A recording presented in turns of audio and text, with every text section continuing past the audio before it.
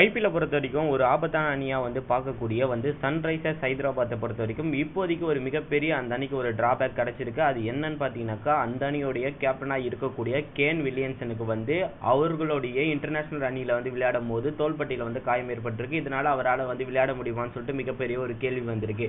இதே நேரத்தில் பார்த்தீங்கன்னாக்கா, ஒரு வருடம் கிரிக்கெட் தடையில் இருக்க ஸ்டீவன் ஸ்மித்தும் டேவிட் வார்னரும் இப்போ கிரிக்கெட்டுக்கு ரிட்டர்ன் ஆகுறாங்க. இந்த நேரத்தில் டேவிட் வார்னர் சன்ரைசர்ஸ் ஹைதராபாத் அணிக்குள்ள வந்திருக்காரு.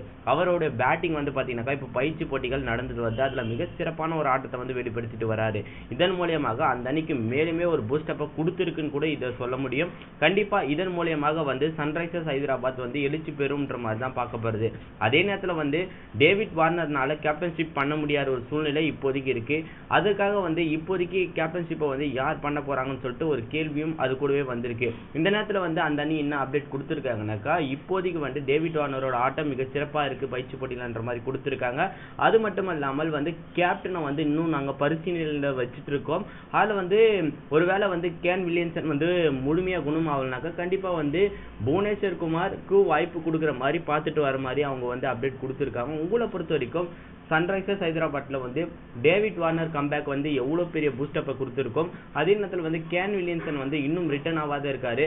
அவருடைய வருகை இல்லாதனால அந்த அணிக்கு எவ்வளவு பெரிய பின்னடைவை கொடுத்திருக்கும்ன்றத கீழே இருக்க கமெண்ட் பாக்ஸ்ல கமெண்ட் பண்ணுங்க. இது மட்டும் இல்லாமல் மேலும் இது போன்ற அப்டேட்டுகளுக்கு தமிழ் மாஸ் வீடியோஸை சப்ஸ்கிரைப் பண்ணி பக்கத்தில் இருக்க பெல் ஐக்கனையும் கிளிக் பண்ணுங்க.